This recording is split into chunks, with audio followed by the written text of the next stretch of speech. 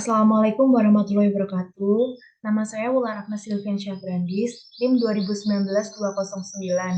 Di sini saya akan mempresentasikan tentang manajemen kantor hukum.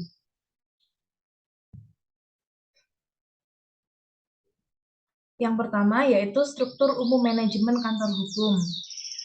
Di sini struktur umum manajemen kantor hukum ada 4. Yang pertama yaitu partner, managing partner, partner, junior partner, senior associates, associates, junior associates, paralegal. Nah, dalam struktur ini, para partner secara bersama-sama bertindak sebagai pendiri dari kantor hukum yang bersangkutan. Pendiri dalam hal ini memiliki makna melakukan penyertaan dalam bentuk ekuitas dan keahlian, maupun kontribusi-kontribusi lainnya yang telah disepakati bersama oleh para pendiri. Apabila ternyata dari para pendiri kantor hukum lebih dari 1 orang, maka dipilih salah satu di antaranya untuk bertindak sebagai managing partner. Dalam menjalankan kinerjanya, para partner melakukan koordinasi yang dinamis sesuai dengan pola manajerial yang dibangun dan dikembangkan secara bersama-sama. Partner pada kedudukannya lazimnya dibedakan sebagai partner yang memiliki kompetensi-kompetensi tertentu terhadap perkara hukum yang tertentu pula. Pembagian tugas ini umumnya lebih didasarkan pada faktor keahlian yang dimiliki oleh masing-masing partner yang bersangkutan. Yang kedua yaitu terdiri dari pendiri managing director, senior associate, kemudian associate, junior associate, terakhir yaitu paralegal. Pada struktur ini, pendiri dari kantor hukum hanya seorang, dan oleh karenanya, diri yang bersangkutan merangkap kedudukannya sebagai managing partner dari kantor hukum yang bersangkutan. Dalam prakteknya, untuk memantapkan kedudukannya dalam kantor tersebut sebagai pendiri, maka puncak karir dari pengacara yang bekerja di kantor hukumnya hanya mencapai pada tingkatan senior associate. Kondisi pendiri yang manunggal ini dapat saja langgeng, yaitu dalam arti ketunggalannya. Namun tidak menutup kemungkinan bahwa setelah kantor hukum berjalan, maka pendiri tunggal yang bersangkutan menggandeng mitra lainnya untuk turut memberikan partisipasinya dalam kantor hukum. Yang ketiga yaitu managing partner, terdiri dari partner dan partner. Di bawahnya ada junior partner, senior associates, junior associates, kemudian paralegal. Nah, penting untuk terlebih dahulu untuk dikemukakan bahwa pada prakteknya struktur ini terdapat partner yang juga merangkap sebagai pendiri kantor hukum atau bergabung dengan sebuah kantor hukum dan menjabat kedudukannya sebagai partner. Memiliki kedudukan yang tidak sejajar, meskipun berdasarkan undang-undang terhadap partner yang bersangkutan tidaklah semestinya diperlakukan sedemikian rupa karena sudah barang tentu pihak-pihak dalam perjanjian tersebut memiliki hak dan kewajiban sesuai dengan kesepakatan yang telah disepakati bersama. Terlepas dari reservasi yang diberikan oleh undang-undang, di lain pihak juga tidak tertutup kemungkinan bahwa antara sesama partner terdapat kesepakatan yang dibuat oleh mereka. Sehingga dari kesepakatan tersebut menimbulkan adanya batasan-batasan yang lahir karena perjanjian. Nah, skema semacam ini adalah skema yang juga umum diketahui oleh komunitas hukum. Pada aplikasinya, skema ini memberikan peluang dan kesempatan untuk para pendiri saling melakukan kontribusinya. Tidak melulu dengan penyertaan uang, tetapi justru melalui kerjasama tersebut dapat menghasilkan uang. Nah, yang terakhir yaitu pendiri terdiri dari partner, managing partner, partner, junior partner, senior associates, junior associates, yang terakhir paralegal. Nah, dalam skema ini pada umumnya terbentuk karena adanya beberapa hambatan yang menjadikan seseorang tidak dapat atau menjadi tidak dapat tampil sebagai pendiri atau partner dalam sebuah kantor hukum. Alasan yang melatar belakanginya terkadang berupa faktor yang bersifat signifikan maupun tidak. Misalnya, dikarenakan adanya perubahan status seseorang, yaitu di mana dirinya adalah seorang pejabat negara, sedangkan dahulu pada saat mendirikan kantor hukumnya yang bersangkutan belum menjabat. Nah, contoh lainnya yaitu terdapat seseorang atau sekelompok orang yang berkehendak untuk melakukan pengelolaan terhadap uang yang dimilikinya. Oleh karena ketidakmampuan atau keterbatasan dalam melakukan usaha tersebut, maka menunjuk pihak-pihak lain yang bertindak untuk dan atas namanya untuk mengelola usahanya. Tetapi dengan menggunakan nama dari pihak-pihak yang ditunjuk untuk mengelola uang mereka, lazimnya dalam menjalankan usaha semacam ini terdapat perjanjian lainnya yang diatur secara terpisah dengan akta pendirian kantor hukum. Nah, selanjutnya yaitu kantor hukum merupakan perusahaan.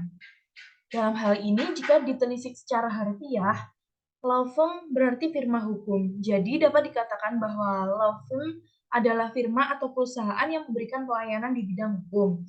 Biasanya law firm dibentuk oleh kumpulan pengacara atau lawyer yang bertujuan untuk memberikan bantuan hukum. Bantuan hukum yang ditawarkan pun beragam, baik yang bersifat perdata maupun pidana. Proses hukumnya pun bisa dilakukan melalui jalur pengadilan umum di luar pengadilan.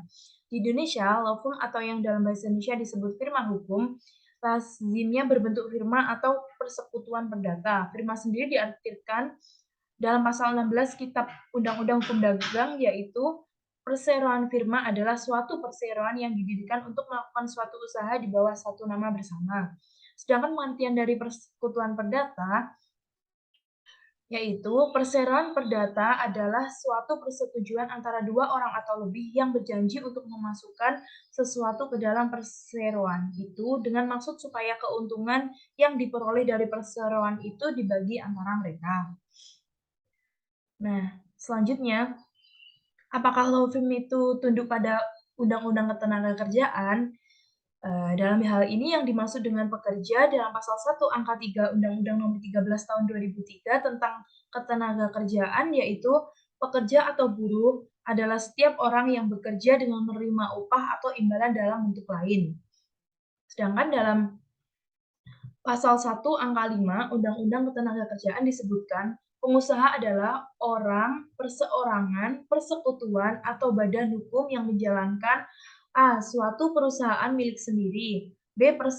Orang perseorangan, persekutuan, atau badan hukum yang secara berdiri sendiri menjalankan perusahaan hukum miliknya. C. Orang perseorangan, persekutuan, atau badan hukum yang berada di Indonesia mewakili perusahaan sebagai dimaksud dalam huruf A dan B yang berkedudukan di luar wilayah Indonesia. Selanjutnya, serba-serbi keuangan internal kantor hukum. Terdapat dua hal besar yang penting untuk diperhatikan dan diatur dalam aspek keuangan internal sebuah kantor hukum. Yang pertama yaitu pembagian laba. Laba yang diperoleh persekutuan perdata ini, imbalan jasa atau honorarium dan success fee dibagi berdasarkan perjanjian dan asas keseimbangan pemasukan, sebagaimana telah diutarakan di atas. Pembagian antara sekutu statuter tentang laba berdasarkan perjanjian adalah dibagi dengan persentase tertentu, sama rata, atau proporsional menurut penyertaan modal. Sementara pembagian laba untuk sekutu mandater diberikan atas keputusan sekutu statuter yang telah termaktub dalam perjanjian ketika law firm berdiri. Sekutu perlu membuat perjanjian pembagian laba dengan disahkan oleh akta notaris. Laba yang diperoleh dari imbalan jasa itu tentu saja setelah dikurangi dengan berbagai kewajiban, di antaranya pembayaran jasa perantara atau mediator dari pihak ketiga yang membawa klien tertentu untuk dilayani. Biasanya biaya jasa untuk pihak ketiga ini disebut marketing fee, yang besarannya 10-15% dari jumlah yang diterima law firm. Yang kedua yaitu pembayaran jasa kepada sekutu atau Anda yang telah bertanggung jawab menyelesaikan seluruh rangkaian pelayanan jasa hukum kepada klien, atau biasa disebut lawyer fee. Yang ketiga, biaya-biaya tetap, seperti sewa gedung, gaji, dan honorarium pegawai penunjang, insentif, uang makan, lembur, pengadaan stationery, dan sebagainya.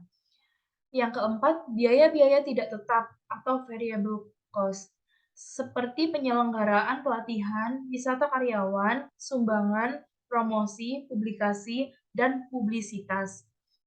Yang terakhir yaitu sebagai badan usaha, maka keuntungan bersih jika diperoleh setelah dikurangi dengan kewajiban membayar pajak, terutama pajak penghasilan atau PPh. Nah, selanjutnya Yang kedua yaitu struktur kompensasi.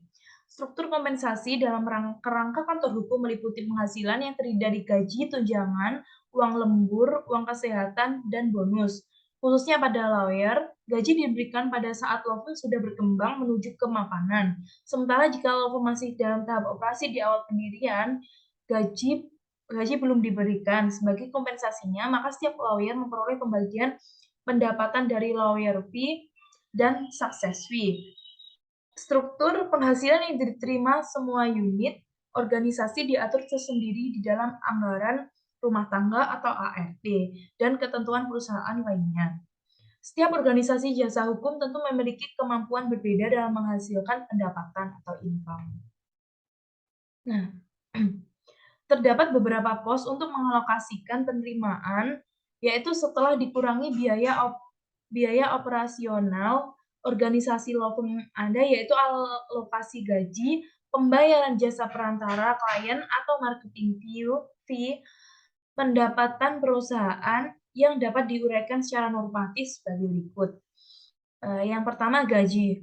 Para profesional lawyer untuk sebuah law firm yang mapan dapat memperoleh gaji. Bila gaji sudah diberikan, maka para lawyer yang menangani perkara seharusnya 2 orang atau lebih berhak untuk memperoleh 25% dari nilai lawyer fee dan success fee. Sehingga law firm dan sekutu akan memperoleh pendapatan sebesar 65% dan sisanya 10-15% adalah marketing fee.